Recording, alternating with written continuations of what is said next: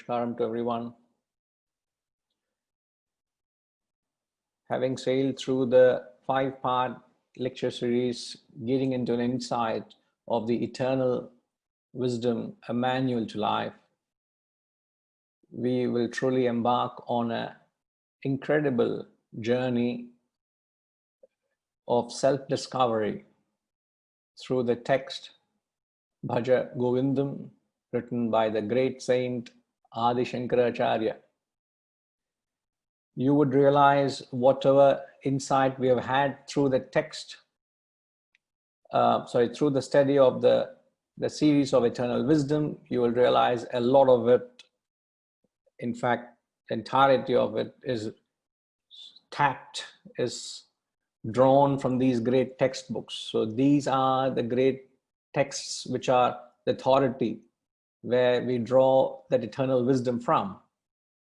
So as you have chanted the first few verses, here's a text which consists of 31 verses. All right. And it's a pretty small text, but I must say it is power-packed.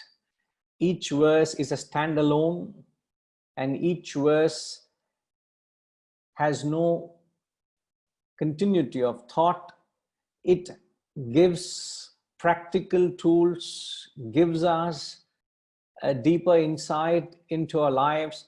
In fact, it draws us to realize the absurdity of our lives. Now, it's not meant for me to say so. It is for each one to realize how hollow, how purposeless, how meaningless our lives are. Just like any stance or any level you are appears dwarfed from a greater standpoint, isn't it? Now there is enough light in this room, but this light is dwarfed. If I were to put in two powerful halogen bulbs, it will completely dwarf the light where this is in this room. That halogen light bulb is dwarfed in front of the sunlight.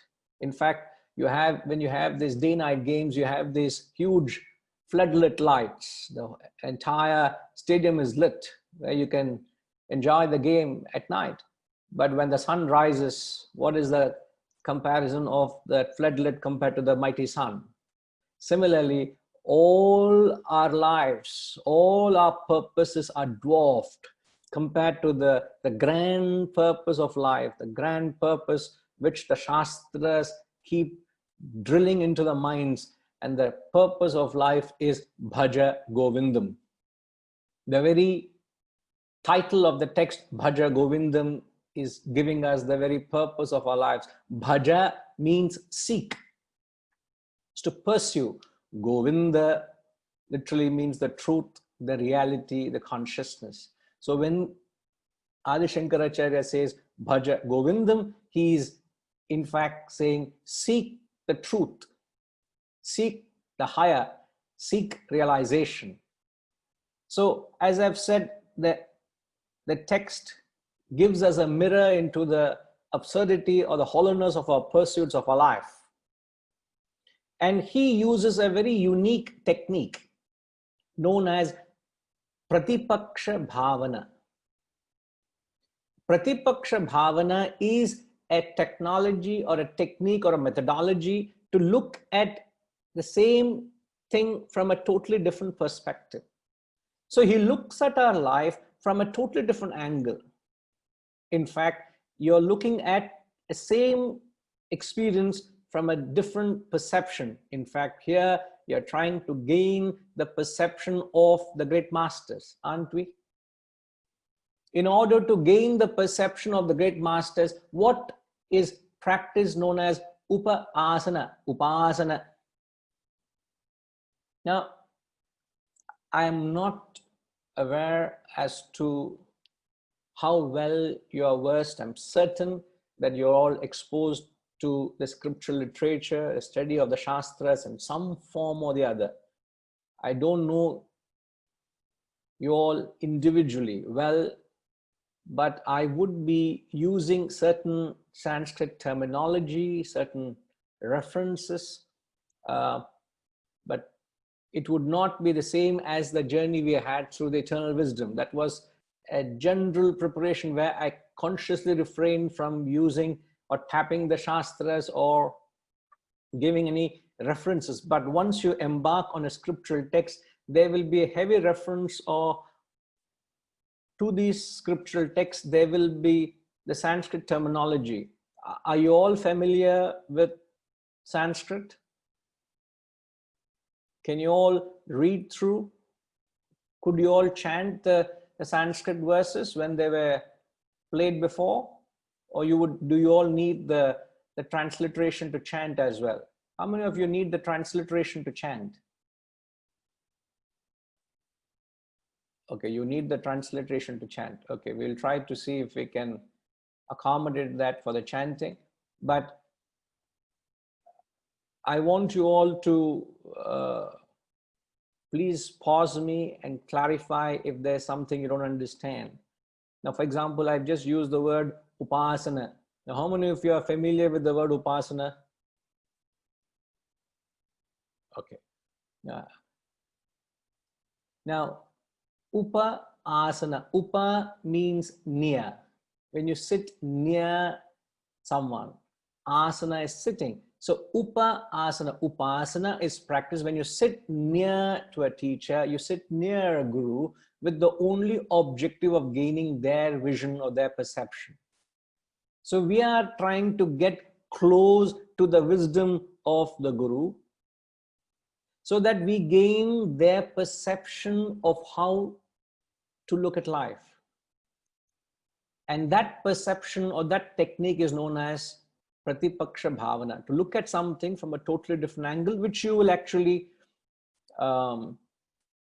understand clearly once we embark into the text. So a brief introduction as to what the text is conveying. The text also has got another name known as Moha Mudgara, which means a delusion uplifter. So the moment you have this wisdom or this knowledge, it removes or reduces the delusion. Now, what does the word delusion mean? And then we'll have to draw a parallel of that concept to what our experiences are. What is a state of delusion? Badrinath ji, what does the word delusion mean?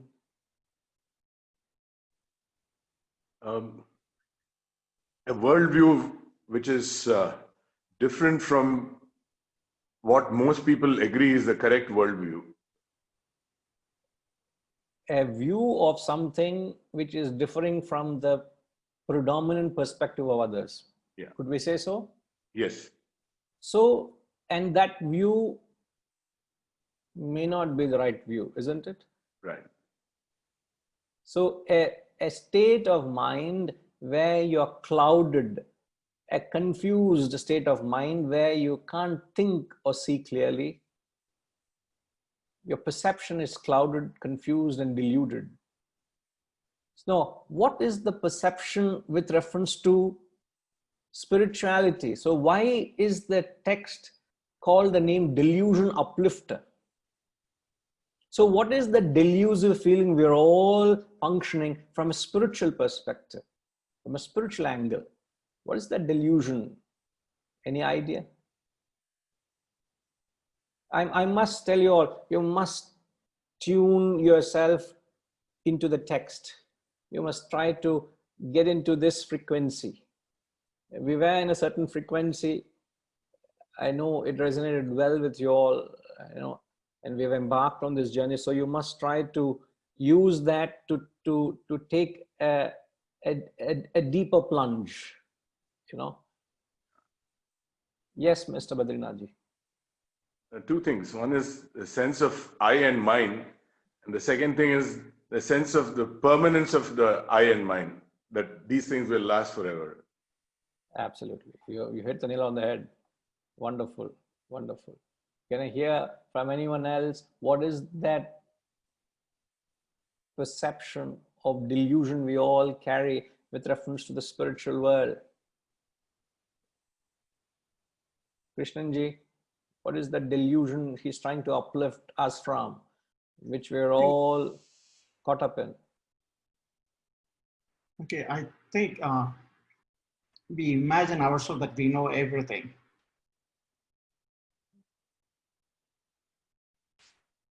And so we feel that we can handle it, but after some time we come across that we'll not be able to proceed further.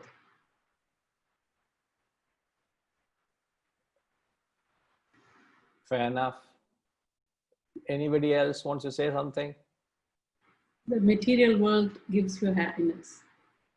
I'm sorry. Who is it? I can't. Bhuvana. Oh, sorry. Okay. Yes, ma. Sorry. That's okay. The material world is what gives you happiness. You keep seeking for it. Is that what the delusion you talk about? It is one of the delusions that we live in. One of the delusions we live in. So yes, very true. It is. It's actually layers of delusions completely blanketing us, completely clouding our vision of the truth, the reality. But as we all have correctly said, the delusion, see the fundamental delusion we all are living in is that I am separate from the totality, that I am having an individual existence. The creation of I and my. So when I separate myself from the totality, from that whole, from that Purnam, which is the self, the reality, I have separated myself and created an individuality. And this separation or creating of that individuality, what does that separation from the totality create? Even in a relative sense, when you separate yourself from a totality, let's say there's an organization. When you separate yourself from the organization, the totality, the holistic picture of the organization, when you have a delusion that I am the creator, I am the master, it is mine. When you separate yourself from, it's the ego that separates you, the individuality that separates you. Now, what happens when you separate yourself from the totality? Mickey ji? I think many things, but one of them is you suffer from anxiety and fear.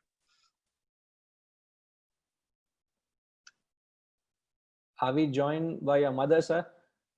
My mother-in-law, my wife's mother. Mother-in-law, okay. Right. Namaskaram, good to have you, ma. We all seek everybody's blessings in this journey. Good, you can join us. Right. Yes, Mickey ji, you're right. So when there is this separation, there is this ego which creates a lot of anxiety, a lot of fear. It creates a conflict or a friction with the world. It creates a separateness, an otherness. So as long as there is an otherness, there is a separateness, there is no identification, it creates a lot of friction and disharmony with the world. In fact, you look at wherever there is disharmony and conflict, you have not been able to identify with a larger picture.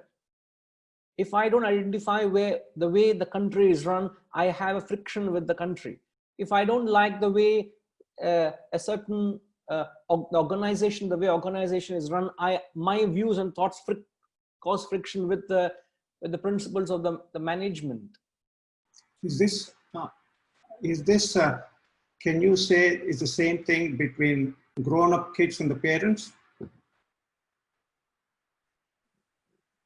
Children who are grown up and they're married, but the still parents try to control them, try to tell them what they have to do, what they should not be doing and stuff like that. That perhaps is referred to the art of parenting, which, see, it is rather not the right way of molding a child, of telling a child what to and what not to. Because the moment you impose your views by telling what to and what not to, the natural reaction is it backlashes. And the fundamental principle we are violating. Can anyone think what is the fundamental principle of education?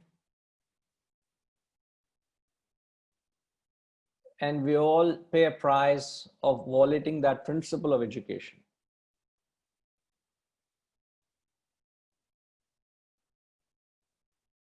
And wherever we violate it, we feel we face the consequences. The fundamental principle of education is knowledge is never given. Krishnanji, advice or knowledge is never given. Knowledge is always taken. If there is something worthy, it shall be sought, it shall be taken. If there is an advice that needs to be given, let it not be given, let it be taken. And when the advice is given, without being mindful of whether it is being sought, it backclashes. And that's the disparity we talk about a parent and a child, or a tutor and a student, or a superior and a lower. See, in the process of violating this principle, we go about unsettling the minds of the ignorant. See, everybody has their own vasanas, their own way of living and functioning, isn't it? Do you agree, Krishnanji? Yes, I do agree. But what I was saying is that I'm not saying some parents still think because they have given the education there, they still think that they can, think that they know everything and they can control the kids. I don't agree with that, but I'm just saying that happens all the time. That's another delusion, I think so, isn't it? That's what I'm trying to say. Okay. I agree with that. No, I don't mean personal when I say this, but I see it. It's a very pertinent issue which concerns every parent or any art of parenting, or any relationship for that matter, because one breaks the law of conveying or convincing or influencing another person. The only way one can influence is by realizing that I don't own anything. If I am myself and bring the best out of myself wherever I am, it has an influence on the society, whether be it the domestic front, whether be it the professional front, whether it be at the national level or international level. So the principle is the same, and I agree with you. So the delusion is where you think you are separate from the totality, you separated yourself, and that otherness creates a great friction with the world, as I've said this. So when you start gaining this wisdom, the first ray of spirituality is where you start thinking you have become one with the totality. You merge with that oneness. That, as you know, at the end of the class, we chant this invocation, Purnam. Purnam means whole. Purnamada, Purnamidam, Purnat, Purnamudachyate, Purnasya, Purnamadaya, Purnamevavashishyate. There is that whole, that infiniteness. So to be able to identify yourself with the totality, that's the first sign or first ray of spiritual growth, where you are able to identify with that totality. So you will realize the level of delusion we are in and when we need to head.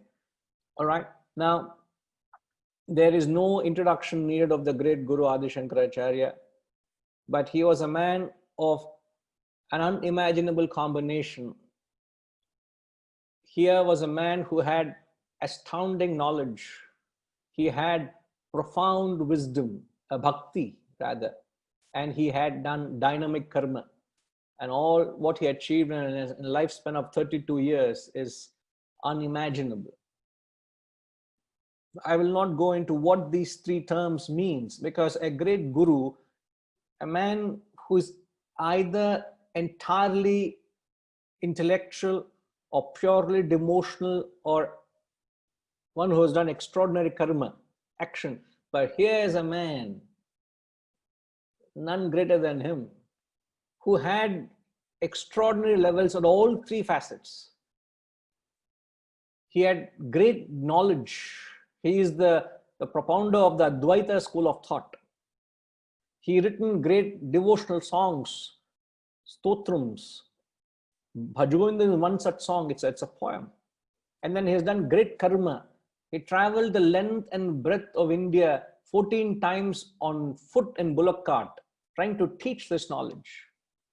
Can you imagine? And he did that at the age of 16. 14 times to travel the length and breadth of country on foot and bullock cart. And he did that in 788 AD. So this is the kind of personality we're talking about. So it is extraordinary personality, or a man of wisdom he was. Okay, now the text, as I've said, I've got 31 verses. Each verse is known as a Manjarika Stotra. Each verse can be related to a bouquet of flower. So you put together these 31 flowers, is a beautiful bouquet. Each verse is a flower. Now, why is the analogy, or what is the analogy of comparing a verse to a flower? Now, when you look at a flower from a distance is very, very beautiful, isn't it? It has a natural beauty to it. You get closer to it, there is the fragrance, it's a beautiful fragrance, isn't it? And then where you and I can't penetrate or get to, then there is the deep. In the bowels of the flowers, there is this honey, where the bees go and draw the honey day in and day out. So there are three aspects. There is the literary beauty, and then there is the fragrance, and then you go deeper into the bowels of the flower, there is the honey. Now, what are the comparisons to all these three?